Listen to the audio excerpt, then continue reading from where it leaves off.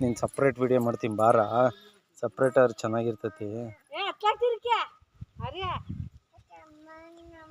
ಆ ಕಡೆಗೆ ತಿರುಗಿಸು, ಮಣ್ಣು ಹೋಗ್ತತೆ.